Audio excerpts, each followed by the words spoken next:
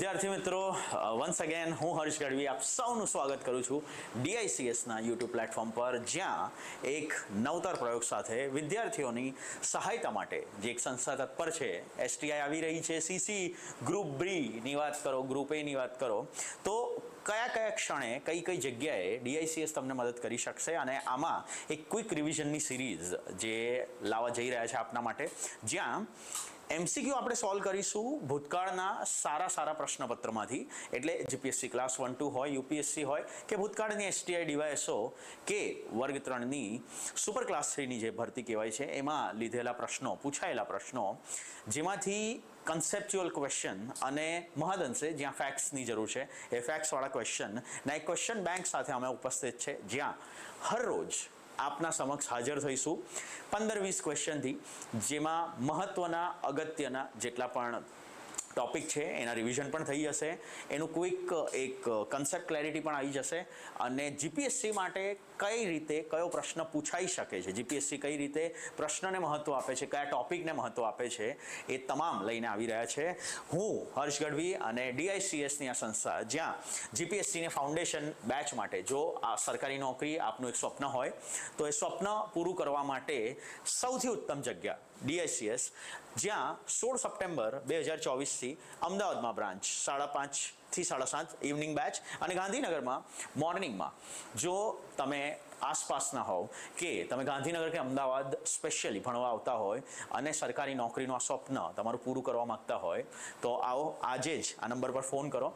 મારું મેઇન કામ છે આપને ત્યાં બેઠા જ્યારે હું આટલો દૂર છું ત્યાંથી શક્ય એટલી વધારે મદદ કરું, અને એના માટે હું આજે લઈને આવી રહ્યો છું આપના માટે સૌથી એસટીઆઈ સ્પેશિયલ, જે ભલે નામ હોય એસટીઆઈ સ્પેશિયલ, પણ એમાં સીસીના વિદ્યાર્થીઓ પણ આ વસ્તુ જોઈ શકે, કારણ કે આ એમસીક્યુ તમારા એસટીઆઈના સિલેબસ અને સીસીના જો સિલેબસની વાત કરો તો એકદમ આબેહૂબ સમાંતર રીતે જઈ રહ્યા છે. જો ઇકોનોમીની વાત કરું તો આજનો વિષય છે ઇકોનોમી, અને ઇકોનોમીના આપણે એમસીક્યુ સોલ્વ કરવા જઈ રહ્યા છે વિથ ધ કન્સેપ્ચ્યુઅલ ક્લેરિટી. એટલે હા, તમારા કન્સેપ્ટ પણ ક્લિયર થશે, સાથે સાથે જીપીએસસીની એક પેટર્ન ખબર પડશે કે કેવી રીતે જીપીએસસી ક્વેશ્ચન પૂછી રહી છે, અને એની સાથે આવનારી એસટીઆઈની તૈયારીમાં કયા કયા મહત્વના મુદ્દા છે જેના પર તમારે ભાર આપવો જોઈએ. સિલેબસમાંથી આ વસ્તુ મેં આજે લીધેલી છે, જેમાં સૌથી પહેલાં જ જો ઇકોનોમીના સિલેબસની વાત કરો તો સ્વતંત્રતા પૂર્વેનું ભારતીય અર્થતંત્ર. હવે કોઈ ક્ષણે કોઈ જગ્યાએ તમને એવું લાગશે કે આ પીપીટીમાં આટલી મિસ્ટેક છે, આ છે, તે છે, પણ હું જે બોલું એના પર વધારે ધ્યાન આપજો, કારણ કે આ પીપીટી એક ટીમે બનાવી છે અને તમારા માટે બહુ જ ઓછા સમયમાં આ ટીમ બનાવીને લાવી છે. હું સંપૂર્ણ પ્રયત્ન કરીશ કે નિષ્પક્ષપણે કોઈ પણ ભૂલ વગર તમને એક સાચો ઉત્તર મળી રહે અને તમને સમજ પણ પડી રહે. તો આ ટોપિક છે સ્વતંત્રતા પૂર્વે ભારતીય અર્થતંત્ર શું હતું, ઇન્ડિયામાં અર્થતંત્ર, ઇન્ડિયાનું ઇકોનોમિક સિસ્ટમ કેવી રીતે ચાલતી હતી, એ ત્યારબાદ ભારતમાં આયોજનની કામગીરીનો ઉદ્ભવ અને વિકાસની ઐતિહાસિક ચર્ચાઓ. એટલે India, how actually India developed, evolved, Bharat આગળ કેવી રીતે આવ્યું અને ભારતે એવું તો શું કર્યું. તો એના માટે સૌ પ્રથમ કોઈ પણ વસ્તુ કરવા માટે તમને આયોજનની જરૂર હોય. તો આજનો એ ટોપિક છે, અને એમાં જીપીએસસી કેવા ભૂતકાળમાં પ્રશ્નો પૂછ્યા છે એની વાત કરીશું. આયોજનના મોડલો અને સમયાંતરે તેમાં આવેલા ફેરફારો. એટલે આયોજનના અલગ અલગ મોડલ છે, જેમાં હેરોલ્ડ ડોમર મોડલ છે, તમે ગાડગીલ યોજના સાંભળી હશે, તમે મહાલનોબિસ મોડલ સાંભળ્યું હશે.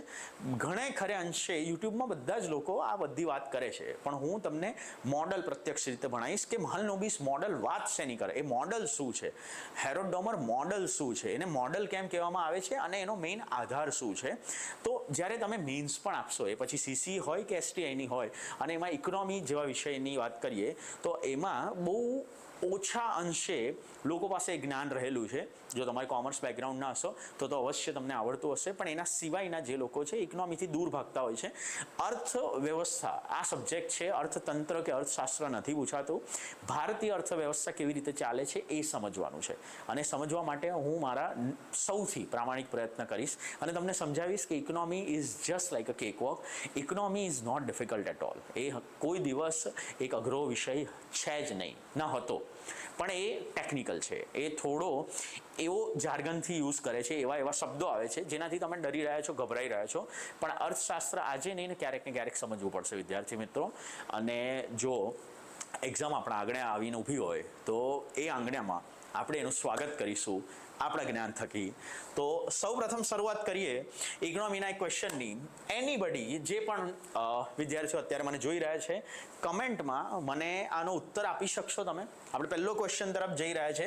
અને જો પંચવર્ષીય યોજનાની વાત કરીએ તો પંચવર્ષીય યોજના એક કન્સેપ્ટ શું છે? તો પહેલાં એક સમજો કે આજે મારે એક જગ્યાએથી બીજી જગ્યાએ જવું છે તો મારે આયોજન કરવું પડશે. આયોજન ઇન ધ સેન્સ હું પ્રવાસ માટે જઈ રહ્યો છું, હું વેકેશન માટે જઈ રહ્યો છું, તો પણ મને ખબર હોવી જોઈએ કે મારી પાસે પૈસા કેટલા છે, મારે કઈ જગ્યાએ જવું છે, એ લોકેશનમાં હું ઝડપી પહોંચવા માંગુ છું તો definitely flight is an option. એ લોકેશનમાં હું સસ્તા દરે પહોંચવા માંગુ છું તો ડેફિનેટલી ચાલતા પગપાળા જઈ શકાય. પણ કેટલા સમયમાં ઓછા ખર્ચે ઝડપી પહોંચી શકાશે, આ એક આઈડિયલ રસ્તો છે. તો તમે ટ્રેન જોશો, બસ જોશો. અહીંયાથી નજીકમાં નજીક ટ્રેનની કનેક્ટિવિટી કેવી રીતે છે. જો તમારે ત્યાંથી આઉટ ઓફ ગુજરાતની કનેક્ટિવિટી હશે કે નહીં હોય, મોટા કોઈ સિટીમાંથી છે, સપોઝ અમદાવાદ રેલવે સ્ટેશનથી છે, તો અમદાવાદ તમે આવશો, અમદાવાદ કેવી રીતે પહોંચવું, અમદાવાદથી કેવી રીતે જઈશું, આને કહેવાય પ્લાનિંગ. તો ભારત પણ જ્યારે બ્રિટિશરો આ દેશને છોડીને ગયા ને, ત્યારે બ્રિટિશરો એક જ આશયથી આવ્યા હતા. એમનો ઉદ્દેશ્ય એક હતો કે આ ભારતનું ફક્ત શોષણ કરીએ અને આપણો અંગત લાભ મેળવી લઈએ. અને લાભ મેળવ્યા પછી મહદઅંશે જ્યારે એક એવું ભારત છોડીને ગયા જેમાં પ્રશ્નો વધારે છે, જેમાં ગરીબી વધારે છે, ભૂખમરી વધારે છે, રોજગારના પ્રશ્નો છે, તો એવા ભારતને આગળ કેવી રીતે લઈ જશું? Definitely that needs planning. અને જો રશિયાની વાત કરીએ તો રશિયા એક સમાજવાદી દેશ છે. That means it's a socialist country. અને સમાજવાદી રાષ્ટ્ર પાસેથી આપણે આ પંચવર્ષીય યોજનાની એક વિચારણા લીધી છે. એટલે સોવિયત સંઘે આખા વિશ્વમાં સૌથી આકર્ષક અને લાંબા ગાળાના, કારણ કે પંચવર્ષીય યોજનાની વાત કરીએ તો જેવી રીતે આપણે 5 વર્ષની બનાવી, આ એક લાંબા ગાળાનું પ્લાનિંગ છે કે 5 વર્ષમાં, આવતા 5 વર્ષમાં આપણે શું શું કરવા માંગીએ છીએ. તો તેનાથી પ્રભાવિત થઈને ભારતે પણ એક આયોજનની કામગીરી નાખી. અને જો તમે એ જ સરકારમાં, ભારત સરકારમાં કે ગુજરાત સરકારના એક ભાગ બનવા જઈ રહ્યા છો તો તમને ખબર હોવી જોઈએ કે આ ગુજરાત આવું હતું નહીં. આજે જ્યાં હું ઊભો રહીને આ રેકોર્ડિંગ કરી રહ્યો છું એ ગાંધીનગર કે અમદાવાદ આ વેરાન જગ્યા હતી. ગાંધીનગર એ પ્લાનિંગ કર્યું છે અને ત્યારબાદ બનાવવામાં આવ્યું છે. તો આ બધું ક્યારે થયું, કેવી રીતે થયું, એનામાં કયા કયા પ્લાનિંગની જરૂર પડી અને કઈ કઈ પંચવર્ષીય યોજનામાં કયા મહત્વપૂર્ણ ઘટનાઓ થઈ, જીપીએસસી અને સીસી તમામ હંમેશા પૂછતા આવ્યા છે. તો એની વાત કરીએ. આ સિરીઝમાં એવા લોકોનો ઉપયોગી છે કે જેની પાસે ઓલરેડી નોલેજ છે, તો ક્વેશ્ચનનો આન્સર આપીને કમેન્ટમાં મને એ જણાવે કે કેવી રીતે તમને આ ક્વેશ્ચન તમારો સાચો પડ્યો કે ખોટો પડ્યો. તો તમારું નોલેજ ચેકિંગ પણ થશે. અમુક પ્રશ્નોમાં કન્સેપ્ટની જરૂર પડશે તો એ પણ હું સમજાવીશ. અને એવા વિદ્યાર્થીઓ જે સંપૂર્ણ નવા જ છે, જેને ઇકોનોમી વાંચ્યું જ નથી, તો એમને એક પ્રોત્સાહન મળશે કે અર્થશાસ્ત્ર વાંચો, અર્થવ્યવસ્થામાં આવા પ્રશ્નો નીકળી શકે છે. જો તમને ના ખબર પડે તો વાંધો નહીં. એમના માટે આ એક નોલેજ બેરિંગ સેશન હશે. એટલે હું આ જ્ઞાનવર્ધક સેશન બનાવીશ કે જેથી તમને ખબર પડે કે ભારતમાં છે શું. તો સૌથી પહેલાં આ સમજતા પહેલાં એક ગેમ સમજો કે ઇન્ડિયામાં જો આપણે પંચવર્ષીય યોજનાની વાત કરીએ તો આ પંચવર્ષીય યોજના મહદઅંશે કયા ટાઈપની હતી અને કેવી રીતે આ વસ્તુ આપણે કરવા જઈ રહ્યા હતા. જેમાં આ વિકીપીડિયાનું એક પેજ ખોલ્યું છે, એ ખાલી એક પેલા માટે જ છે, જેને શું કહેવાય, તમને સમજ પડી શકે કે ગૂગલ કેવી રીતે યુઝ કરાય એના માટે જ છે. તો જો પંચવર્ષીય યોજનાની વાત કરીએ તો આને મેં હિન્દીમાં ટ્રાન્સલેટ કર્યું છે, હિન્દી લેંગ્વેજ ચૂઝ કરી છે. અને ભારતની પંચવર્ષીય યોજનામાં મહત્વપૂર્ણ જે વસ્તુ હશે, કારણ કે આ કેમેરો ડેફિનેટલી વધારે વ્હાઇટ વસ્તુ પકડી નહીં શકે, પણ તમે આ જોશો કે ઇન્ડિયામાં 1947માં ભારત આઝાદ થયા બાદ 2017 સુધી આ પંચવર્ષીય યોજના હેઠળ ઇન્ડિયા ચાલ્યું. અને આ બનાવતું હતું કોણ? તો ભારતમાં પંચવર્ષીય યોજના એ હંમેશા આયોજન પંચ થકી બનતી હતી, એટલે પ્લાનિંગ કમિશન થકી બનતી હતી. અને જેવી રીતે આપ સૌ જાણો છો કે વર્ષ 2014માં માનનીય વડાપ્રધાન શ્રી નરેન્દ્ર મોદી ચૂંટાયા અને એમની એક નવી સરકાર આવી અને એમને એવું કીધું કે પ્લાનિંગ કમિશન અમને નથી લાગતું, અમારા મતે આ એક અસરકારક સંસ્થા નથી જેને ભારતમાં ડેફિનેટલી સારા કામ કર્યા હોઈ શકે છે પંચવર્ષીય યોજનામાં, પણ એનો જે અપ્રોચનો એંગલ છે કે કેન્દ્રથી હું નક્કી કરીશ. તો એક ગેમ સમજી જાઓ. ભારતમાં મોદી સાહેબના આવ્યા પહેલાં આખા આર્થિક આયોજનો થતા હતા, એ આયોજન પંચ થકી થતા હતા. અને એ આયોજન પંચે ભારતને પંચવર્ષીય યોજના આપી છે. Planning commission has given 5 year plan to India. પણ મોદી સાહેબને આવ્યા પછી વર્ષ 2015થી એટલે વર્ષ 2014માં એ ચૂંટાયા અને 2015થી એમને આયોજન પંચને સમાપ્ત કરીને તેની જગ્યાએ એક નવી આયોજન માટેની સંસ્થા બનાવી જેને કહેવાય NITI Aayog, national institution for transforming India. ભારતનું પરિવર્તન થશે, ભારતને બદલવા માટે, ઇન્ડિયાને ટ્રાન્સફોર્મ કરવા માટે આ એક સંસ્થા બનાવી છે. તો એ પ્લાનિંગ કમિશનનું જ સ્થાન લે છે. શું એ સંસ્થા પ્લાનિંગ કમિશન છે? પ્લાનિંગ કમિશનની જગ્યાએ આવી છે. પ્લાનિંગ કમિશનની ઓફિસમાં જ નીતિ આયોગનું એક બોર્ડ મારેલું છે. શું છે આ બધી જ વાતો આપણે કરીશું, પણ એ બધી લેક્ચરમાં કરીશું. અત્યારે આ ક્વેશ્ચન સમજો કે એ પંચવર્ષીય યોજના આયોજન પંચ દ્વારા બનાવવામાં આવી છે અને આ બાજુ પંચવર્ષીય યોજના છે અને આ બાજુ ઉદ્દેશ્ય છે. તો ભારતની પંચવર્ષીય યોજનાઓ અને તેના મુખ્ય ઉદ્દેશને યોગ્ય રીતે ગોઠવો. એમાં પ્રથમ પંચવર્ષીય યોજનાનો મેઇન ઉદ્દેશ્ય કયો હતો, બીજી પંચવર્ષીય યોજનાનો ઉદ્દેશ્ય કયો હતો, ત્રીજી પંચવર્ષીય યોજના અને ચોથી પંચવર્ષીય યોજના. તો ABCDમાં આવી રીતે મારી પાસે ઓપ્શન છે કે ખેતીનો વિકાસ, ઔદ્યોગિક ક્ષેત્રે વિકાસ, અર્થતંત્રની સ્વતંત્રતા, ઇન્ડિપેન્ડન્સ ઓફ ધ ઇકોનોમી, સ્થિરતા સાથે વૃદ્ધિ અને આત્મનિર્ભરતા સાથે પ્રગતિશીલ સિદ્ધિ. તો એ એક વસ્તુ હંમેશા જેને ઇકોનોમી વાંચ્યું હશે તો એને ખબર હશે કે ભારત જ્યારે 1947માં આઝાદ થયું ત્યારે મારી પાસે ગરીબીના પ્રશ્નો છે, ભૂખમરીના પ્રશ્નો છે, પણ એ કેમ છે? કારણ કે ભારતના શાસનમાં વધારે પડતી જે જનતા રહે છે આ ખેડૂત છે, ફાર્મર છે.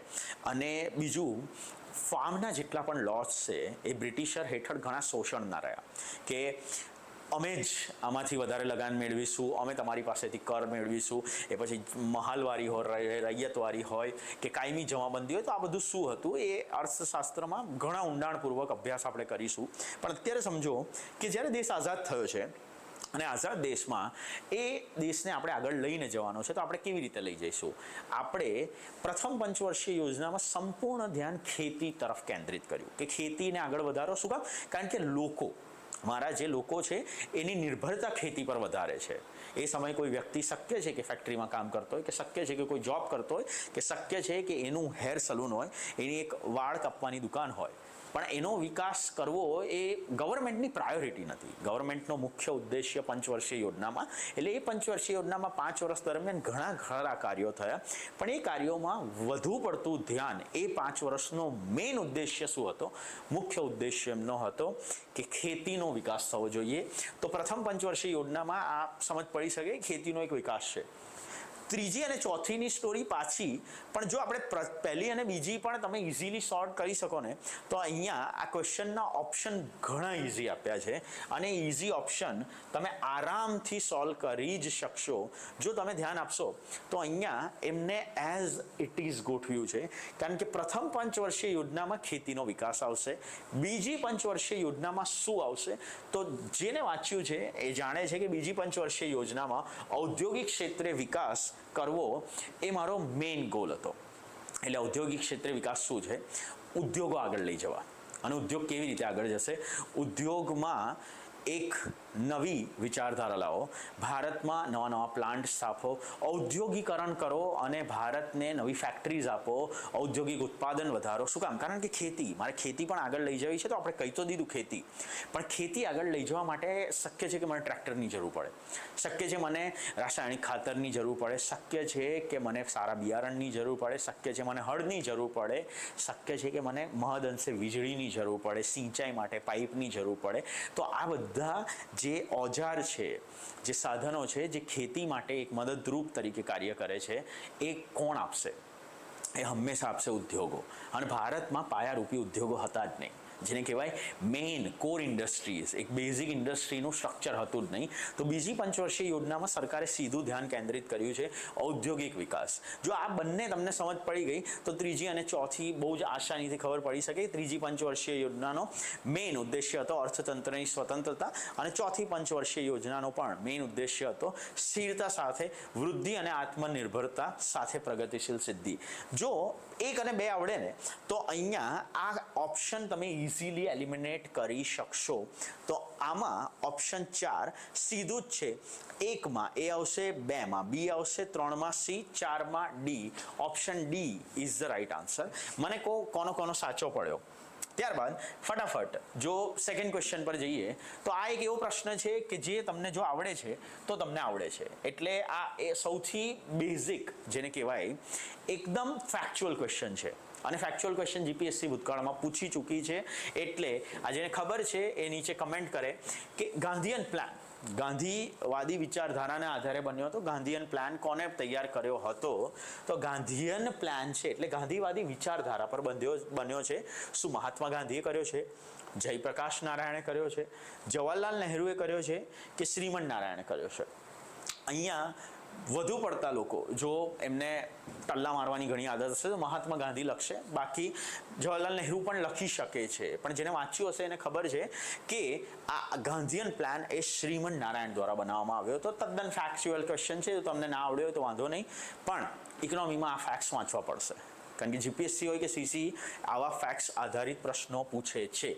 તો ગાંધીયન પ્લાન શ્રીમન નારાયણ દ્વારા તૈયાર થયો હતો, અને એની વિચારધારા શું હતી, શું એનો મેઇન હાર્દ હતો, એ બધી જ આપણે ચર્ચા કરીશું લેક્ચર્સની અંદર. નેક્સ્ટ છે પંચવર્ષીય યોજનાઓ ડેશ બ્લેન્કથી શરૂ કરવામાં આવી 1952થી, 1951થી, 1953થી કે 1955થી. તો અહીંયા I want you to answer this. અહીંયા તમે જવાબ આપો કે પંચવર્ષીય યોજનામાં સૌ પ્રથમ હમણાં જ મેં કીધું કે ભારતમાં આયોજન પંચ દ્વારા આ બધું થયું. 1947માં દેશ આઝાદ થાય છે, ત્યારબાદ બંધારણ બનાવવાની પ્રક્રિયા હજી ચાલુ છે, અને જ્યારે બંધારણ બનાવવાની પ્રક્રિયા ચાલુ છે ત્યારે મારી પાસે 1950 સુધી તો એ પણ તૈયાર નથી. 1949માં તૈયાર થાય છે, 1950માં રેડી થાય છે, અને એના પછી ચૂંટણી કરીને ભારતને એક સ્ટેબલ ગવર્મેન્ટ અપાય છે, ભારતને એક બંધારણીય તંત્ર અપાય છે, એક અંગ અપાય છે, અને ત્યારબાદ આ બધી જ વાતો થશે. એટલે તમને આ 1950 પછીની તારીખો જોવા મળે છે. પણ જો જેને આ વસ્તુ વાંચી છે એને ખબર હશે કે ભારતમાં પંચવર્ષીય યોજનાઓ એ સૌ પ્રથમ શરૂઆત થઈ હતી ભારતના ઇતિહાસની જો વાત કરીએ તો 1951થી 1956. આ મારી પાસે પહેલી પંચવર્ષીય યોજનાની એક અવધિ છે, અને એ મુજબ જો વાત કરીએ તો પંચવર્ષીય યોજના ભારતમાં બી 1951થી શરૂ થવા પાત્ર છે. બહુ ઇઝી ક્વેશ્ચન હતો, અગેન ફેક્ચ્યુઅલ હતો, તમને ખબર હશે. આ ક્વેશ્ચન એ ઘણો ખરો મારો બહુ ફેવરેટ છે, અને જીપીએસસીએ આ ક્વેશ્ચન પૂછ્યો જેમાં બહુ બધા લોકો કન્ફ્યુઝ થયા હતા, બહુ જ બધા લોકો એ સમયે કન્ફ્યુઝ થયા હતા, કારણ કે આ ઇકોનોમીનો ક્વેશ્ચન છે કે પોલિટીનો ક્વેશ્ચન છે એ જ સૌથી મોટો સવાલ છે. ક્વેશ્ચન કંઈક આમ છે, પ્રશ્ન નીચેનામાંથી કઈ કાનૂની સંસ્થા અથવા વૈધાનિક સંસ્થા નથી? પહેલા તો કીવર્ડ સમજવાનો કે નથી, અહીંયા નથી પૂછ્યું છે કે નીચેનામાંથી કઈ કાનૂની અથવા વૈધાનિક સંસ્થા નથી. એ સંઘ લોક સેવા આયોગ જેને આપણે યુપીએસસી કહીએ છીએ, બી રિઝર્વ બેંક ઓફ ઇન્ડિયા જેને આપણે આરબીઆઈ કહીએ છીએ, સી રાષ્ટ્રીય વિકાસ પરિષદ નેશનલ ડેવલપમેન્ટ કાઉન્સિલ, અને ડી કેન્દ્રીય તકેદારી આયોગ. તો એનીબડી કોઈ પણ મને આનો જવાબ જો આપી શકે તો કમેન્ટ ડાઉન બિલો. શું હોઈ શકે આનો જવાબ? Okay great. પહેલાં હું સમજાવું કે સર પહેલાં મને એ તો સમજાવો કે આ પ્રશ્ન છે શું, અને એમાં આ શબ્દ લખ્યો છે કાનૂની અથવા વૈધાનિક, આ શું છે? જો ભારતની વાત કરીએ ને તો ભારતમાં સંસ્થાઓ છે, અને સંસ્થાઓમાં મારી પાસે મૂળભૂત રીતે બે પ્રકારે સંસ્થાઓ છે. એકને કહેવાય બંધારણીય સંસ્થાઓ, અને બીજાને કહેવાય ગેરબંધારણીય સંસ્થાઓ. બંધારણીય અને ગેરબંધારણીય સંસ્થાઓમાં ફરક શું છે? બંધારણીય સંસ્થાઓ એટલે કોન્સ્ટિટ્યુશનની અંદર લખેલી છે, જ્યારે ગેરબંધારણીય સંસ્થાઓ બંધારણની એ પુસ્તિકામાં, એ જે બુક છે the Holi book constitution of India, આ પુસ્તકમાં લખાયેલી નથી. હવે જ્યારે નથી લખાયેલી તો એ એના કાર્યના આધારે નક્કી થાય, જેમાં હું આવી રીતે સંસ્થા નક્કી કરી શકું. તો એકને હું હંમેશા કહીશ કે ન્યાયિક સંસ્થાઓ. હવે જો ન્યાયિક સંસ્થાની વાત કરીએ તો ભારતમાં જ્યુડિશિયલ ઓર્ગેનાઇઝેશન્સ કેવા છે? જ્યુડિશિયલ ઓર્ગેનાઇઝેશનમાં સુપ્રીમ કોર્ટ આવશે, હાઈકોર્ટ આવશે, અને લોઅર કોર્ટ આવશે, એટલે ઉચ્ચ ન્યાયાલય, સર્વોચ્ચ ન્યાયાલય અને તાબા હેઠળના તમામ અદાલતો.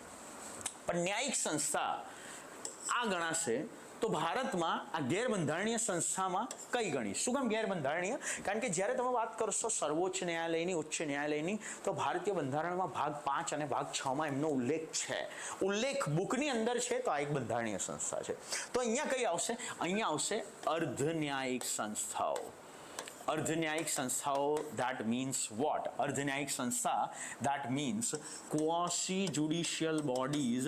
quasi judicial body અર્ધન્યાયિક સંસ્થા શું કરશે? અર્ધન્યાયિક સંસ્થા એ ન્યાયિક સંસ્થાઓની જેમ જ કાર્ય કરે છે, પણ ન્યાયિક સંસ્થા મહદઅંશે તમને સજા આપી શકે છે.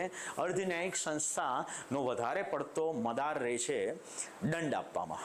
સો દે ઓલવેઝ પેનલાઇઝ યુ. એ તમને પેનલ્ટી આપશે, એ તમને એમના વર્ડિક્ટમાં બહુ મોટા સજા નહીં આપે.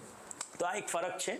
એ બંને વચ્ચે એક જો મૂળભૂત રીતે ફરક જોવા જઈશું તો એ તફાવતમાં હું એક આખું લેક્ચર લઉં છું પોલિટીમાં, તો એના પર વાત નહીં કરીએ, પણ અત્યારે બેઝિક સમજાવું કે આ દંડ કરી શકે છે. અર્ધન્યાયિક સંસ્થા એટલે કઈ? જેમ કે ગ્રાહક અદાલત છે, અદાલત નામ છે, પણ એ દંડ આપવાના કાર્ય કરે છે. જેમ કે એનજીટી છે, નેશનલ ગ્રીન ટ્રિબ્યુનલ, નામ એનું ટ્રિબ્યુનલ છે, પણ નેશનલ ગ્રીન ટ્રિબ્યુનલ શેની વાત કરે છે? નેશનલ ગ્રીન ટ્રિબ્યુનલ એ ભારતમાં પ્રદૂષણ મુક્ત એક ગ્રીન એન્વાયરમેન્ટ હોવું જોઈએ અને પર્યાવરણને સુરક્ષિત કરવાનું કામ કરે છે. જો તમે એના હેઠળ પર્યાવરણ કે કોઈ પણ પ્રકારના પ્રદૂષણ કરવા માટે જવાબદાર છો તો તમને સજા મળી શકે છે, અને એ સજા આપવાનું કાર્ય ભારતની અંદર કોણ કરશે? ભારતની અંદર એ વસ્તુ કરશે એનજીટી. તો આ અર્ધન્યાયિક સંસ્થા થઈ. ત્યારબાદ તમે જોવા જશો તો ત્યારબાદ એક આવશે જેને કહેવાય નિયમનકારી સંસ્થા. નિયમનકારી સંસ્થા એટલે રેગ્યુલેટરી બોડીઝ. રેગ્યુલેટરી બોડીઝ એટલે સેબી. સેબી રેગ્યુલેશન કરશે, નિયમન કરશે. કોનું કરશે? સ્ટોક માર્કેટનું નિયમન કરશે. આરબીઆઈ નિયમન કરશે. આરબીઆઈ કોનું નિયમન કરશે? આરબીઆઈ નિયમન કરશે બેંકોનું. તો આ નિયમનકારી સંસ્થા છે. પણ એની સાથે આ એક શબ્દ લખ્યો જેને કહેવાય વૈધાનિક સંસ્થા. વૈધાનિક સંસ્થા એટલે શું? ઇંગ્લિશમાં કહેવાય એને સ્ટેચ્યુટરી બોડી. અને સ્ટેચ્યુટરી બોડી મીન્સ વોટ? વૈધાનિક સંસ્થા એટલે કોઈ પણ એવી સંસ્થા કે જેની પાસે પોતાનો સ્વતંત્ર કાયદો હોય અથવા એ સંસદમાં કાયદાકીય રીતે એક પ્રસ્તાવ મૂકીને પાર્લામેન્ટની મંજૂરીથી, યાદ રાખો, સંસદમાં કાયદાકીય રીતે એક પ્રસ્તાવ મૂકીને સંસદની મંજૂરીથી એટલે લોકસભા રાજ્યસભા બંનેની મંજૂરીથી જો પસાર થઈ હોય તો એના બાદ એને કાયદો મળ્યો હોય અને કાયદો એને પાવર આપતા હોય, તો ભારતમાં આરબીઆઈ પાસે પાવર છે. આરબીઆઈ એક એક્ટ ધરાવે છે. ભારતમાં જો યુપીએસસીની વાત કરીએ તો યુપીએસસીનું સ્થાન આજે બંધારણમાં છે, બંધારણીય સંસ્થા છે. ભારતમાં જો તમે વાત કરશો તો કેન્દ્રીય તકેદારી આયોગ, આ બહુ ઓછા લોકોને ખબર હશે, કેન્દ્રીય તકેદારી આયોગ સેન્ટ્રલ વિજિલન્સ કમિશન છે. તો એ પણ પોતાનો એક આગવો કાયદો ધરાવે છે અને એ કાયદા મુજબ કાર્ય કરે છે. આ એક જ સંસ્થા છે જેને કહેવાય રાષ્ટ્રીય વિકાસ પરિષદ, નેશનલ ડેવલપમેન્ટ કમિશન. આ જે નેશનલ ડેવલપમેન્ટ કાઉન્સિલ છે, આ પરિષદ એ ઉપરમાંથી કાનૂની કે વૈધાનિક સંસ્થા નથી. તો આમાં ઓપ્શન આવશે રાષ્ટ્રીય વિકાસ પરિષદ. ઇઝી હતો. અગેન જો રાષ્ટ્રીય વિકાસ પરિષદની વાત થઈ, નેશનલ ડેવલપમેન્ટ, તમને જો ના ખબર હોય તો એ પણ હું તમને દેખાડું. અત્યારે એ બહુ હાલ ચર્ચામાં નથી એટલે પૂછાવાની શક્યતા ઘણી ઓછી છે. જે તે સમયે શું કામ હતી? કારણ કે જ્યારે નરેન્દ્ર મોદી, જેવી રીતે મેં કીધું કે પ્લાનિંગ કમિશનની જગ્યાએ એમને નીતિ આયોગનું ગઠન કર્યું હતું, તો નીતિ આયોગ મેઇન રીતે આવી રીતે જ કંઈક કામ કરતી હતી જે એ સમયે નેશનલ ડેવલપમેન્ટ કાઉન્સિલ કરતી હતી, જેને કહેવાશે નેશનલ ડેવલપમેન્ટ કાઉન્સિલ. તમે આ જોશો તો આ 2010માં અહીંયા લખ્યું છે રાષ્ટ્રીય વિકાસ પરિષદ છે, નેશનલ ડેવલપમેન્ટ કાઉન્સિલ. એ મીટિંગ કરતા હતા, એમાં પ્રધાનમંત્રી અધ્યક્ષ તરીકે, દરેક રાજ્યના મુખ્યમંત્રી. તો પ્રશ્ન એ હોવો જોઈએ કે જો ભારતમાં આયોજન પંચની સ્થાપના થઈ હતી તો પછી નેશનલ ડેવલપમેન્ટ કમિશનની જરૂર શું હતી? રાષ્ટ્રીય વિકાસ પરિષદ એવું તો શું કરશે? રાષ્ટ્રીય વિકાસ પરિષદની જો વાત કરો ને તો રાષ્ટ્રીય વિકાસ પરિષદ કેન્દ્રથી એટલે દિલ્હીથી મને કોઈ પણ યોજનાઓ મળી હોય, દિલ્હીથી મને કોઈ પણ વસ્તુ કરવાની કીધી હોય, નિર્ણયો, તો એ આખી વાત આગળ લઈ જતા હતા અને દરેક રાજ્ય એક સાથે એવી સમાનતા કે એવી સામ્યતા ધરાવે જ્યાં દરેક રાજ્ય તત્પરતાપૂર્વક પ્રયત્ન કરશે કે કેવી રીતે આ યોજના આપણે સફળ કરીએ. એટલે જે એક ઘર્ષણની વાત હોય કે જે રિસોર્સ અલોકેશનની વાત હોય. રિસોર્સ અલોકેશન એટલે શું? મહદ અંશે તમે જોશો તો અમુક રાજ્યો આજે તમને પૈસાવાળા દેખાશે, અમુક રાજ્ય પાસે ભૌતિક સંપત્તિ દેખાશે, અમુક રાજ્ય પાસે નાણાકીય સંપત્તિ દેખાશે. મુંબઈ, બેંગ્લોર, દિલ્હી જ્યાં ઇન્ડસ્ટ્રીઝ છે, જ્યાં પૈસા છે, જ્યાં મોટા મોટા મુખ્યાલયો, હેડક્વાર્ટર છે, તો આ બધા રાજ્યોએ એક સાથે સમન્વય કરવાનો અને ભારતમાં આયોજન પંચે જે તમને પ્લાનિંગ આપ્યું એને વધુ સારી રીતે આગળ લઈ જવાનું. આવી કંઈક યોજના હતી અને નેશનલ ડેવલપમેન્ટ કાઉન્સિલ આવી રીતે કાર્ય પણ કરતી હતી, પણ અત્યારે એ કાર્યરત નથી. ઘણી વખતે એક્ઝામમાં એવું પૂછે કે હાલ એનું અસ્તિત્વ નથી, અસ્તિત્વ છે. જ્યારે પ્લાનિંગ કમિશનની વાત કરો, આયોજન પંચ સમાપ્ત કરાયું છે અને એની સ્થાને નીતિ આયોગ બનાવાયું છે.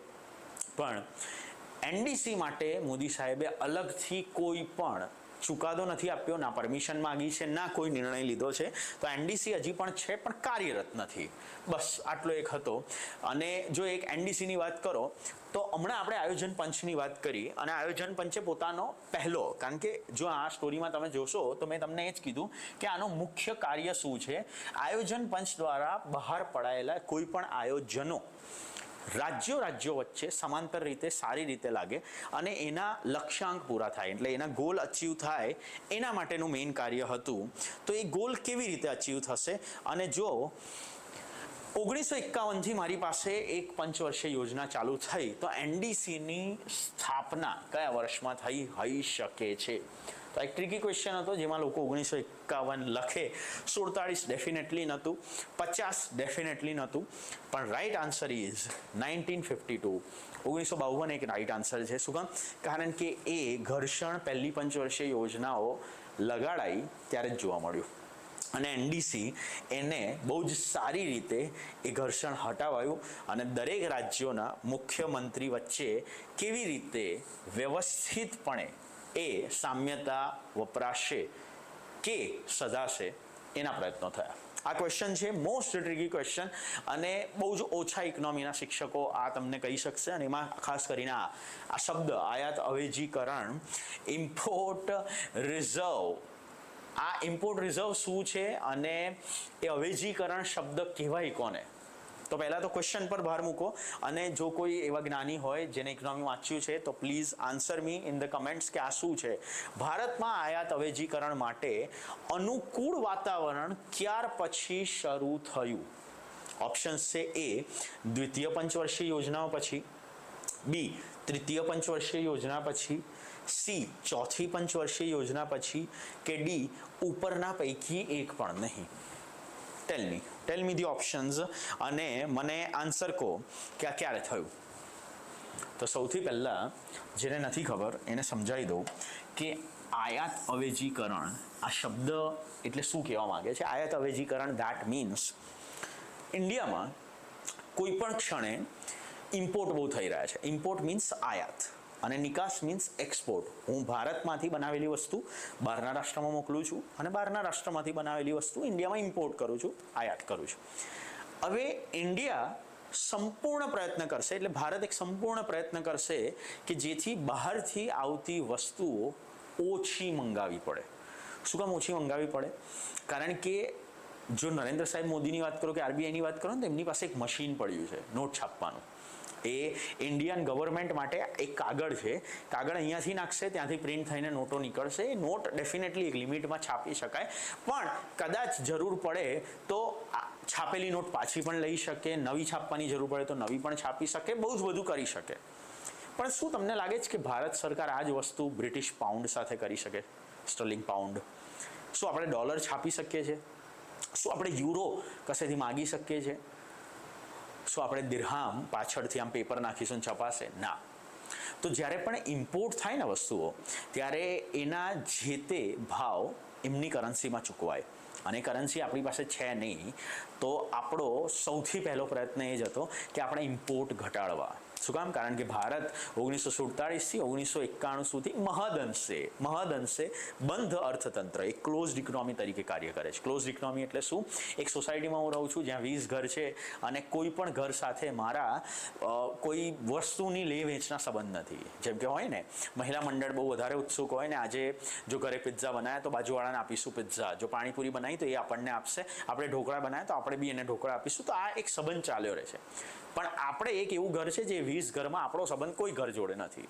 તો ઇન્ડિયા 1947થી 1991 આવી જ રીતે કાર્ય કરે છે. અને શું કામ આવી રીતે કાર્ય કરે છે? એની અંદર તમે ઈસ્ટ ઇન્ડિયા કંપનીનો એક આર્મો પ્રહાર જોશો. શું કામ જોશો? કારણ કે ભારતમાં જો રાજા સામે એક private company East India company જીતી હોય ને, તેનો મેઇન આધાર રહ્યો છે પૈસો. શું કામ? એ રાજાની ફોજમાં જ કાર્ય કરતા લોકોને લેવાના, એમને જ ઉચ્ચ પગારે ઈસ્ટ ઇન્ડિયા કંપની સૈનિક તરીકે રાખશે અને એ જ સૈનિકનો ઉપયોગ કરીને રાજાની સામે યુદ્ધ લડવાનું. એટલે આ ઇન્ડિયા જે દૂધથી દાઝેલું છે એ હવે છાસને બી ફૂંક મારીને પીવશે. શું કામ? કારણ કે મને આ વસ્તુ ખબર પડવી જોઈએ કે economy has got the power. પૈસો બહુ જ મોટો પાવર છે. અને હવે હું નથી ઈચ્છતો કે જે વસ્તુ 1947માં હું આઝાદ થયો અને આ દેશમાં કોઈ હવે વિદેશી કંપની આવીને એનો દબદબો દેખાડે. જો પૈસાનો પાવર ના ખબર હોય તો તમને આજની સરકાર અને ભારતની અત્યારની 2 મોટી કંપની અને બંને ગુજરાતીઓની, તો એ જોજો એ સરકાર પર કેટલો પ્રભાવ રાખી શકશે, એ નીતિ કેવી રીતે બનાવી શકશે. તો પૈસાનો આ પ્રભાવ હોય એટલે ભારતે ડિસાઇડ કર્યું કે આપણે ક્લોઝડ ઇકોનોમી, એક બંધ અર્થતંત્ર તરીકે રહીશું. પણ એ બંધ અર્થતંત્રમાં આયાત અવેજીકરણ શું છે? આયાત અવેજીકરણ એટલે ઇમ્પોર્ટ મારા ઓછા થાય, હું ઓછા ઇમ્પોર્ટે વસ્તુ મંગાવું અને ઇમ્પોર્ટ જેવી જ વસ્તુ, એટલે જે વસ્તુ મારે બહારથી મંગાવવી પડે છે એવી જ સિમિલર વસ્તુ ઇન્ડિયામાં બનાવું ડોમેસ્ટિકલી. સ્થાનિક કક્ષાએ હું એવી વસ્તુ બનાવી આપું જેથી લોકો એ વસ્તુ બહારથી ઇમ્પોર્ટ ના કરે. તો આના માટે મને શું જોઈશે? આના માટે મારે જોઈશે ઇન્ડસ્ટ્રીઝ. અને ઇન્ડસ્ટ્રી શું કરશે? એ ઇન્ડસ્ટ્રી વસ્તુ બનાવી આપશે અને એના આધારે હું નાની નાની ઘણી ખરી વસ્તુ બનાવી શકીશ. તો આયાત અવેજીકરણ આ જ છે. લોકો જ્યારે અવેજીકરણ શબ્દ સાંભળે છે ને ત્યારે એમને એવું લાગે છે કે 200 કરોડ ડોલરમાં સાઈડમાં મૂકી દો, 5000 કરોડ પાઉન્ડ સાઈડમાં મૂકી દો, અવેજીમાં રિઝર્વ રાખો. ના, એવું નથી વિદ્યાર્થી મિત્રો. આયાત અવેજીકરણ મીન્સ એવું એક તંત્ર બનાવો, એક સ્ટ્રક્ચર બનાવો જેમાં તમારી પાસેથી આ ડોલર વિદેશી હુંડિયામણ કોઈનો કોઈ પ્રવાહ ના જાય અને જે વસ્તુઓ ઇમ્પોર્ટ થાય છે એવી સમાંતર વસ્તુઓ ભારતમાં મળી રહે અને સ્થાનિક કક્ષાએ મળી રહે. એટલે મોદી સાહેબ હંમેશા કહે છે make in India, made in India. તો બસ એ જ છે. અને ભારતમાં આનું અનુકૂળ વાતાવરણ એટલે એક એટમોસ્ફિયર જે એને અનુકૂળ હોય એ ક્યારે ચાલુ થયું? તો એ હંમેશા ચાલુ થશે દ્વિતીય પંચવર્ષીય યોજના પછી. શું કામ દ્વિતીય પંચવર્ષીય યોજના પછી? કારણ કે ભારતની વાત કરીએ ને તો ભારતે ઇન્ડસ્ટ્રીયલાઇઝેશન, ઇન્ડસ્ટ્રી પર અહીંયા ધ્યાન આપ્યું છે, ઉદ્યોગો પર ધ્યાન અહીંયા આપ્યું છે. એટલે દ્વિતીય પંચવર્ષીય યોજના પછી, કારણ કે ઓપ્શન બધા પછી વાળા છે, દ્વિતીય પંચવર્ષીય યોજના પછી, તૃતીય પંચવર્ષીય યોજના પછી, ચોથી પંચવર્ષીય અને ઉપરના પૈકી એક પણ નહીં. તો અહીંયા ઓપ્શન મારી પાસે આવશે ઓપ્શન એ, દ્વિતીય પંચવર્ષીય યોજના પછી. Okay, let's move forward. Next question, અને બહુ જ સારો ક્વેશ્ચન. જો તમને આવડે છે તો તમને આવડે છે કારણ કે આ ફેક્ટ બેઝ છે, તદ્દન ફેક્ચ્યુઅલ છે. નીચેના પૈકી કઈ યોજનામાં વૃદ્ધિ સાથે સામાજિક ન્યાય અને સમતુલા ઉપર ભાર મૂકવામાં આવ્યો છે?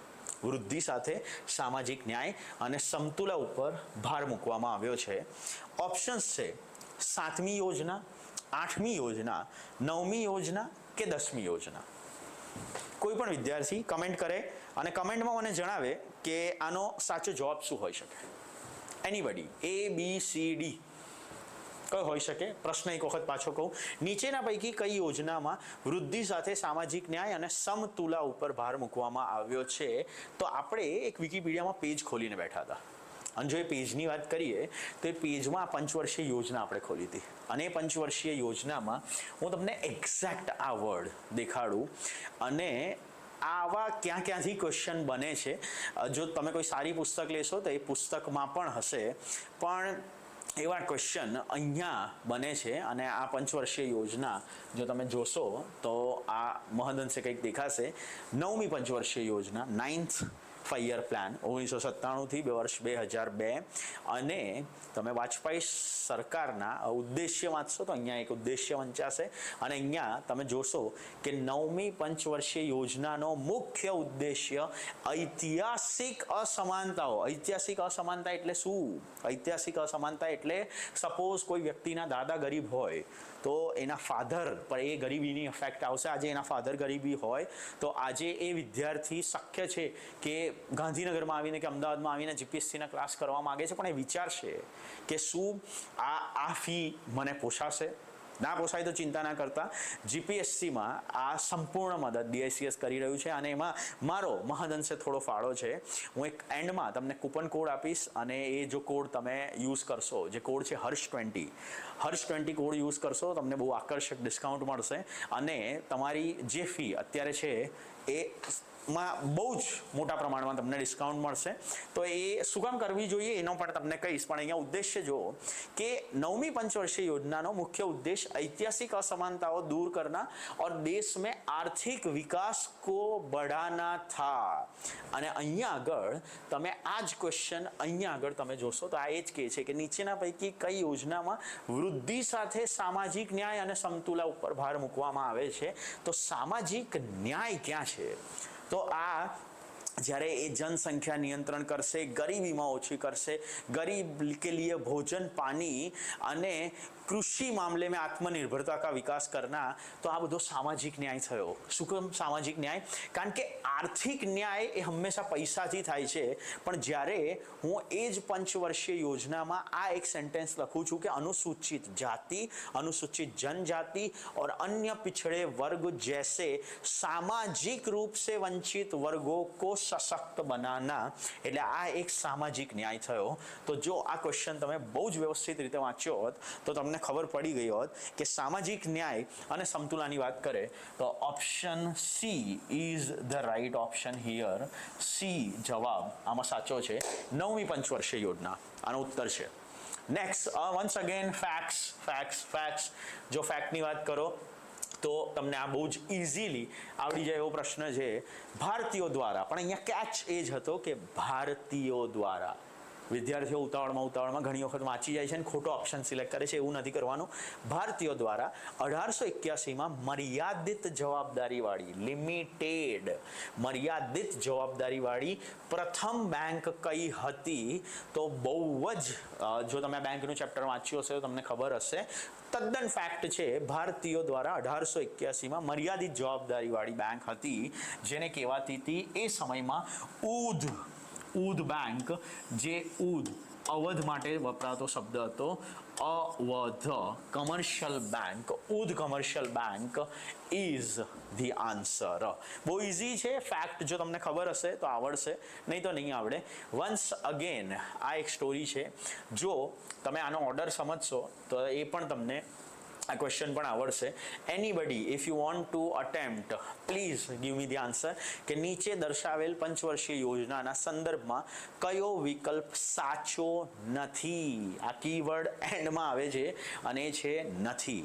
કયો વિકલ્પ સાચો નથી એ સમજવાનું છે. અને એમાં દ્વિતીય પંચવર્ષીય યોજના વર્ષ 1956થી 61, ચોથી પંચવર્ષીય યોજના વર્ષ 1969થી 74, 8મી પંચવર્ષીય યોજના 1990થી 95, 11મી પંચવર્ષીય યોજના વર્ષ 2007થી 2012. તો કયો તમને લાગે છે કયો હોઈ શકે? તો આની પાછળ છે ને એક સ્ટોરી છે, સમજો. ભારતમાં તમે જોશો ને તો આ પંચવર્ષીય યોજનામાં જેટલી યોજનાઓ અત્યાર સુધી રહીને એ બધાના વર્ષો લખેલા છે, પણ એ વર્ષોમાં ઘણા ખરા અંશે અમુક જગ્યાએ તમે જોશો ને તો એ ગેપ આવશે. અને ગેપ શું કામ આવે છે? તો એ ગેપ આવવાના મેઇન કારણો આ છે. જો તમે અહીંયા જોશો ને તો અહીંયા આ વસ્તુ લખી છે કે પહેલી પંચવર્ષીય યોજના વર્ષ 1951થી 56, પરફેક્ટ. એના પછી 56માં જેવી એ ખતમ થઈ એટલે તરત જ બીજી આવી મારી પાસે 1956થી 61માં મારી પાસે બીજી પંચવર્ષીય યોજના આવી ગઈ.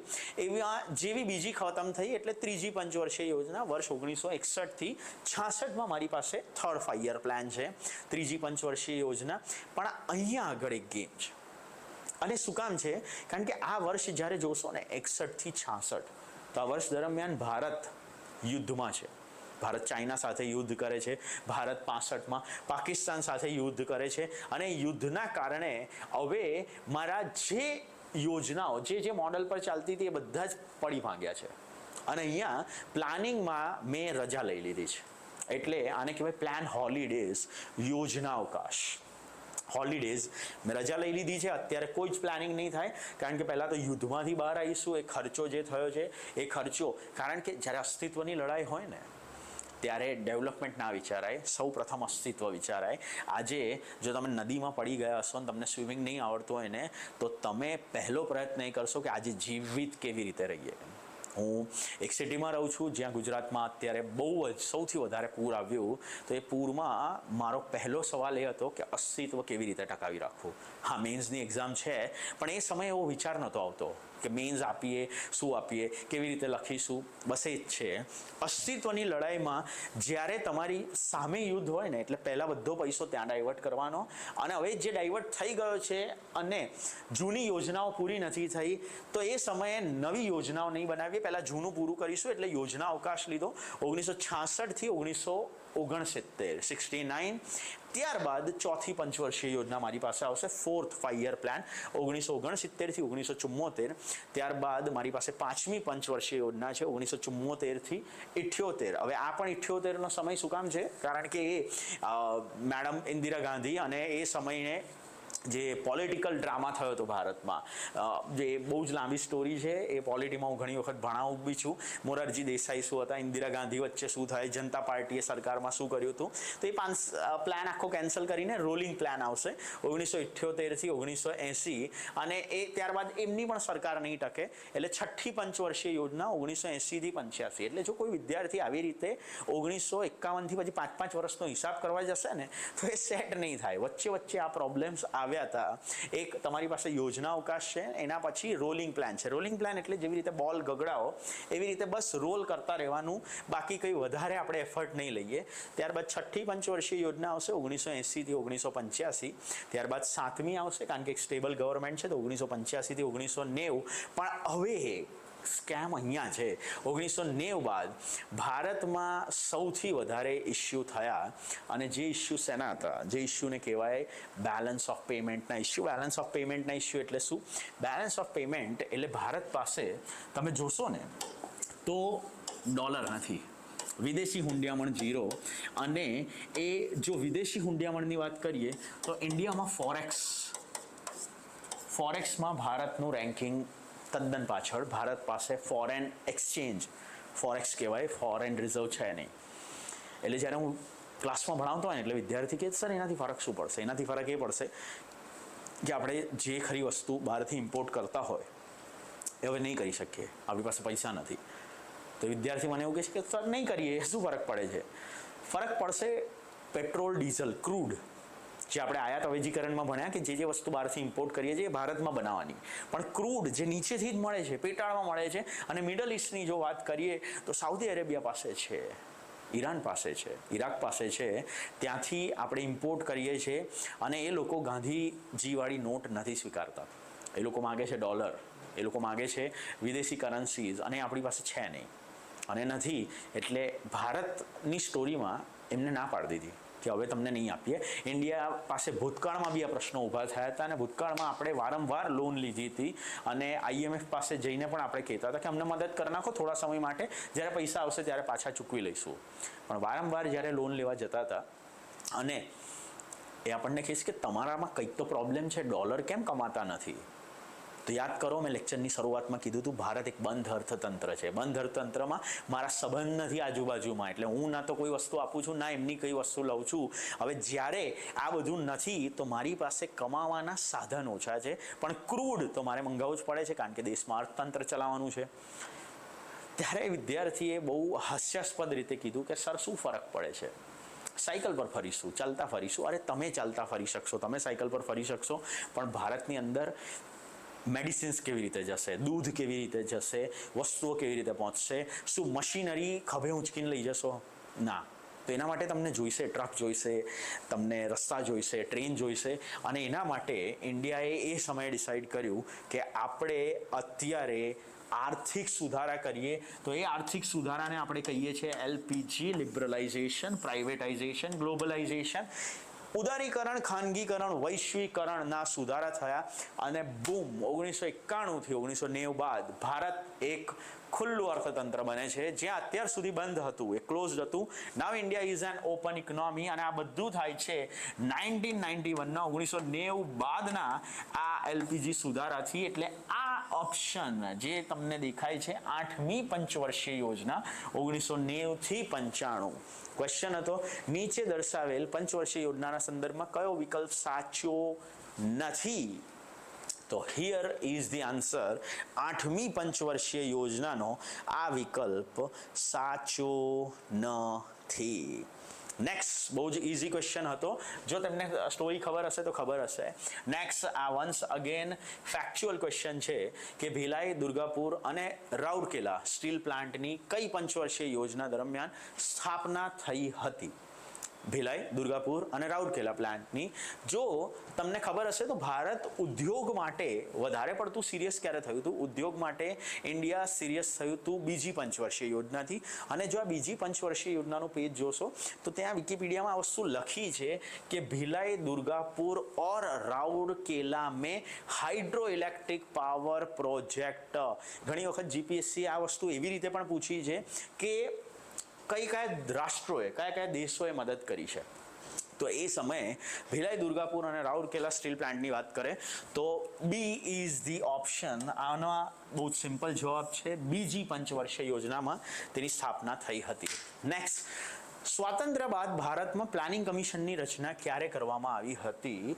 તો આ વન્સ અગેન બહુ ફેક્ચ્યુઅલ ક્વેશ્ચન છે, પણ ઓપ્શન બહુ જ ક્લોઝ હતા. 1 માર્ચ, 15 માર્ચ, 30 માર્ચ, 15 ફેબ્રુઆરી અને બધામાં વર્ષ હતા 1950, 50, 50. જો તમને આ વસ્તુ ખબર છે તો તમને ખબર છે. અને આમાં સાચો જવાબ શું છે? એનીબડી ઇફ યુ કુડ ટેલ મી. સાચો જવાબ 15 માર્ચ. હવે 15 માર્ચની તારીખ પણ કેમ છે? જો આની પાછળની પણ સ્ટોરી કોઈને ખબર હોય તો કહી શકશે 15 માર્ચ જ કેમ સિલેક્ટ કરવામાં આવી. So the right answer is 15 March 1950. 15 March 1950માં ભારતમાં પ્લાનિંગ કમિશન, આયોજન પંચની સ્થાપના કરાઈ હતી. સ્થાનિક આયોજનની પાયાની વિભાવના નીચેના પૈકી કઈ ન હતી? ઓપ્શન્સ છે ખાનગી ક્ષેત્રનો વિકાસ, નીચલાથી વિકાસ, અંદરથી વિકાસ, ઉપરના પૈકી એક પણ નહીં. તો આ એક કોમન સેન્સ જેવો ક્વેશ્ચન હતો. સ્થાનિક આયોજન એટલે લોકલ પ્લાનિંગ. જો ભારતમાં પ્લાનિંગની વાત કરીએ તો આયોજન પંચ કેન્દ્ર લેવલે પ્લાન કરશે. એના પછી રાજ્ય લેવલે પણ એક આયોજન પંચ કામ કરશે. એના પછી ડિસ્ટ્રિક્ટ લેવલે પણ આ પ્લાનિંગ થશે, જિલ્લા સ્તરે. એના પછી તાલુકા સ્તરે બ્લોક, જેને પ્લાનિંગ કહેવાય. એના પછી નીચે ગ્રામ્ય સ્તરે આ પ્લાનિંગ થશે. તો સ્થાનિક આયોજન બહુ જરૂરી હતું. અને ગાંધીવાદી વિચારધારા પ્રમાણે જો તમે જોશો તો આની ઉલ્લેખ વારંવાર બુક્સમાં કરેલો છે કે સ્થાનિક આયોજનની પાયાના વિભાવનામાં નીચેના પૈકી કંઈ નથી. તો સ્થાનિક રીતે અગર જો મારે કોઈ પણ ભૌગોલિક વિસ્તાર આગળ લાવવો હોય તો ડેફિનેટલી સરકાર આવું તો નથી જ ઈચ્છતું કે ખાનગી ક્ષેત્રનો વિકાસ થાય. હા, નીચેથી વિકાસ થાય, નીચલાથી વિકાસ, અંદરથી વિકાસ આ હોઈ શકે. આ ડેફિનેટલી એનો મેઇન ઉદ્દેશ્ય હતો. પણ ખાનગી ક્ષેત્રનો વિકાસ આ એમનો મુખ્ય ઉદ્દેશ્ય ન હતો. તો એની વિભાવનામાં જેવી રીતે અહીંયા લખ્યું છે કે નીચેના પૈકી કઈ ન હતી, તો ઓપ્શન એ ખાનગી ક્ષેત્રનો વિકાસ આ એની વિભાવના ન હતી. નેક્સ્ટ આપણે મૂવ કરીએ. આ બી વન્સ અગેન તમે જોશો તો ફેક્ચ્યુઅલ ક્વેશ્ચન છે જે બીજી પંચવર્ષીય યોજનામાં કોને પ્રાધાન્ય આપવામાં આવ્યું છે. અત્યારે મેં વારંવાર કીધું કે બીજી પંચવર્ષીય યોજના એ ભારતની અંદર ઇન્ડસ્ટ્રી પર વધારે ફોકસ નાખે છે. ઇન્ડસ્ટ્રી શું કરશે? ઇન્ડસ્ટ્રી વસ્તુઓ બનાવશે. ઇન્ડસ્ટ્રી શું કરશે? ઇન્ડસ્ટ્રીમાં ક્યારેય સેવા ના બને. એ સર્વિસ સેક્ટર છે. એક પ્રાથમિક ક્ષેત્ર છે, એક દ્વિતીય ક્ષેત્ર છે અને એક તૃતીય ક્ષેત્ર છે, જેને આપણે સર્વિસ સેક્ટર કહીએ છીએ. તો ઇન્ડસ્ટ્રી એ દ્વિતીય ક્ષેત્ર જે બીજી પંચવર્ષીય યોજનામાં આઇરોનિકલી એને પ્રાધાન્ય આપ્યું હતું. અને એ યોજનામાં કોને પ્રાધાન્ય આપવામાં આવ્યું હતું? તો આ ક્વેશ્ચન છે ઉપભોક્તા વસ્તુઓ, કન્ઝ્યુમર ગુડ્સ, ઉત્પાદક માલ, કેપિટલ ગુડ્સ, મૂળભૂત વસ્તુઓ, બેઝિક ગુડ્સ ઉપર એ અને બી બંને. તો આ શેના? કેપિટલ ગુડ્સ ને કન્ઝ્યુમર ગુડ્સ. શું કન્ઝ્યુમર ગુડ્સ એટલે તમે જોશો તો કન્ઝ્યુમર ગુડ્સમાં શેમ્પુ કન્ઝ્યુમર ગુડ્સ છે, સાબુ કન્ઝ્યુમર ગુડ્સ છે, આ બધા જે કન્ઝમ્પશન થઈ શકે, તમે સાબુ વાપરો, શેમ્પૂ વાપરો, તમે વેફર ખાઓ, વસ્તુઓ જ છે પણ કન્ઝ્યુમ થઈ શકે છે, તમે આરોગી લો છો.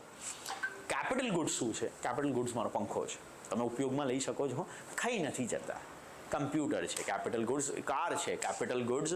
તો બીજી પંચવર્ષીય યોજનામાં D is the right answer. ઉપર એ અને બી બંને પર ફોકસ કરવામાં આવ્યો હતો. શું કામ? કારણ કે એ કન્ઝ્યુમર ગુડ્સ પર પણ ફોકસ કરશે, ઇન્ડસ્ટ્રી, અને કેપિટલ ગુડ્સ એ તો બંને જ બનાવશે, એટલે બંને પર ફોકસ હતો. નેક્સ્ટ તમે જોશો, મિશ્ર અર્થતંત્રમાં નીચેના પૈકી કયું લક્ષણ જોવા નથી મળતું? મિશ્ર અર્થતંત્ર એટલે શું છે વિદ્યાર્થી મિત્રો? મિશ્ર અર્થતંત્ર એટલે મિક્સ્ડ ઇકોનોમી કહેવાય એને. મિક્સ્ડ ઇકોનોમી એટલે જ્યાં ઉત્પાદનના સાધનો એટલે ફેક્ટર્સ ઓફ પ્રોડક્શન, જેને આપણે કહીએ છીએ જમીન છે, મૂડી છે, શ્રમ છે અને નિયોજક છે. Land, labour, capital and entrepreneur. તો આ મિશ્ર અર્થતંત્રમાં નીચેના પૈકી કયું લક્ષણ જોવા મળતું નથી? Here is the option. માત્ર ખાનગી કંપનીઓનું અસ્તિત્વ, માત્ર સરકારી કંપનીઓનું અસ્તિત્વ, વિશેષ આર્થિક ક્ષેત્રોનું અસ્તિત્વ, કે ઉપરના પૈકી કોઈ પણ નહીં. તો કયું લક્ષણ નથી જોવા મળતું?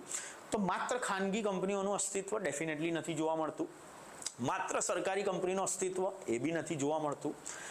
વિશેષ આર્થિક ક્ષેત્રોનું અસ્તિત્વ, વિશેષ આર્થિક એટલે સ્પેશિયલ ઇકોનોમિક સેક્ટર, આનું જ અસ્તિત્વ એ બી નથી જોવા મળતું. મિશ્ર છે એમાં બધું જ જોવા મળે છે, એટલે ઉપરના પૈકી કોઈ પણ નહીં, એટલે ઓપ્શન એ બી સી કોઈ પણ નથી. તો જો આ ક્વેશ્ચન થોડો ટ્રિકી હતો, આ ઓપ્શન નથી, આ ઓપ્શન નથી, આ ઓપ્શન નથી, એટલે ઉપરના પૈકી કોઈ પણ નહીં. ઘણી વખત આ લોકો આને આમ પણ લખી શકે કે ડી, અને આવું લખે ઉપરના તમામ શું કે મિશ્ર અર્થતંત્રમાં નીચેના પૈકી કયું લક્ષણ જોવા મળતું નથી? તો ઉપરના તમામ જોવા નથી મળતા. શું કામ? કારણ કે મિશ્ર છે એમાં બધું જ જોવા મળે છે. બરાબર. તો આ ક્વેશ્ચનમાં D is the right answer. Next તમે જોશો તો એસડીજી ઇન્ડેક્સ, આ વન્સ અગેન જો જે કરંટ અફેર વાંચતું હશે એને ખબર હશે કે ટકાઉ વિકાસ, એસડીજી સસ્ટેનેબલ ડેવલપમેન્ટ ગોલ્સ કહેવાય. એસડીજી લક્ષ્યાંક, ટકાઉ વિકાસ લક્ષ્યાંક કોના દ્વારા જાહેર કરવામાં આવે છે? રિઝર્વ બેંક દ્વારા, નાબાર્ડ દ્વારા, નીતિ આયોગ દ્વારા અને નાણાં મંત્રાલય દ્વારા. તો તમે સમજ પડે કે રિઝર્વ બેંક તો એક તો બેંકનું કામ કરે છે, નાબાર્ડ એ વન્સ અગેન બેંકનું કામ કરે છે, એગ્રીકલ્ચર પર થોડી વધારે ફોકસ છે, નાણાં મંત્રાલય બજેટ બનાવે છે, પ્લાનિંગની જો વાત કરશે નીતિ આયોગ આવશે. બરાબર. તો આ વન્સ અગેન ફેક્ચ્યુઅલ હતો. કરંટ અફેરમાં જો તમને ખબર હોય એસડીજી, તો તમને ખબર હશે કે નીતિ આયોગ દ્વારા એ જાહેર કરવામાં આવે છે. આ ક્વેશ્ચન એ સમયે થોડો કન્ફ્યુઝિંગ રહ્યો હતો લોકો માટે, જેને કહેવાય છે સોચ કર, સમજ કર, ઇન્વેસ્ટ કર. આ શેનું સ્લોગન છે? આ એકચ્યુઅલી સ્લોગન પાછળથી બન્યું, આ એક અવેરનેસ પ્રોજેક્ટ હતો ને. તમે વાત કરો તો નેશનલ સ્ટોક એક્સચેન્જનો એનએસસીએ એક અવેરનેસ પ્રોજેક્ટ ચાલુ કર્યો હતો, અને એ હેઠળ આ વસ્તુ બહુ જ પ્રચલિત થઈ હતી, જે આગળ જઈને સ્લોગન તરીકે વપરાયું. તો શું બિરલા સન લાઈફ મ્યુચ્યુઅલ ફંડનો છે, રિઝર્વ બેંક ઓફ ઇન્ડિયાનો છે, સેબીનો છે, કે કોટક મહિન્દ્રા મ્યુચ્યુઅલ ફંડનો છે? હવે ઘણી વખતે વિદ્યાર્થીની છે ને અંતરાત્મા એવું કહેતી હોય કે જો બધી જગ્યાએ એક તો 2 જગ્યાએ મ્યુચ્યુઅલ ફંડ છે તો શક્ય છે કે મ્યુચ્યુઅલ ફંડ હોવાના ચાન્સીસ વધારે. તો તમે છે ને આવા બધા મગજ ના લગાડો. Knowledge is always brighter than the ટલ્લા. તમે ગપ્પા ના મારો. જો તમને ખબર હશે કે એનએસસી નેશનલ સ્ટોક એક્સચેન્જની વાત કરે છે, સ્ટોક એક્સચેન્જ ભારતમાં સેબી સંભાળે છે, એટલે મહદઅંશે આ સ્લોગનનો ઉપયોગ સેબીએ કર્યો હતો. એકચ્યુઅલીમાં સેબીનું સ્લોગન નથી, સેબીએ આનો ઉપયોગ કર્યો હતો. તો સોચ કર, સમજ કર, ઇન્વેસ્ટ કર, આ સ્લોગન સેબી દ્વારા ઉપયોગ થયો છે. તો અહીંયા option C is the right option. Next question છે, હિન્દુ વૃદ્ધિ દર શું છે? જો હિન્દુ વૃદ્ધિ દરની વાત કરો તો આમાં ઘણા ખરા લોકો આને હિન્દુ ધર્મ સાથે જોડશે એવું નહોતું. સૌથી પહેલા એ ગેમ સમજી જાઓ કે ઓપ્શન શું છે. ઓપ્શન છે 1991 પહેલાનો ભારતીય અર્થતંત્રને ખૂબ જ નીચો વૃદ્ધિ દર, કોઈ એક વસ્તી જૂથની આવકનો વૃદ્ધિ દર, જે લોકો કહે છે હિન્દુ ધર્મ, એ ભારતીય અર્થતંત્રનો વાર્ષિક વૃદ્ધિ દર જ્યારે 6% વધુ હોય કે ઉપરના પૈકી કોઈ પણ નહીં. તો આ ડેફિનેટલી ડિફિકલ્ટ ક્વેશ્ચન કહી શકાય જેને ના ખબર હોય એ, કારણ કે હિન્દુ વૃદ્ધિ દર એ વર્ષ 1900 પહેલાં જ્યારે ભારત એક બંધ અર્થતંત્ર છે અને ડેવલપમેન્ટની વાત કરો, જીડીપીના આંકડાની વાત કરો તો એ હંમેશા નીચા રહેવા પાત્ર રહ્યા છે, 4%થી નીચા. તો એ સમયે આ શબ્દનો ઉલ્લેખ થયો હતો કૃષ્ણા સાહેબ દ્વારા. અને હિન્દુ વૃદ્ધિ દર એ બીજું કશું નથી પણ 1991 પહેલાંનો ભારતીય અર્થતંત્રનો ખૂબ જ નીચો વૃદ્ધિ દર કહી શકાય. નેક્સ્ટ તમે જોશો તો ઝીરો બેઝ બજેટ શું છે. ઝીરો બેઝ બજેટ ભારતમાં સૌપ્રથમ ક્યારે અમલમાં આવ્યો હતો અને ઝીરો બેઝ બજેટમાં આ કેવી રીતે આ સ્ટોરી જશે.